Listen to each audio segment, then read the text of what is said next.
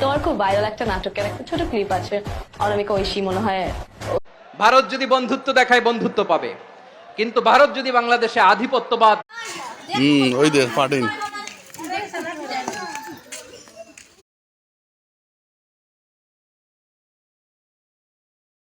যার বাড়ি পাবনা তার নাই কোনো ভাবনা, একেবারে বিরক্তির চূড়ান্ত যাকে বলে, যার বাড়ি পাবনা তার নাই কোনো ভাবনা। একেবারে বিরক্তির চূড়ান্ত যাকে বলে।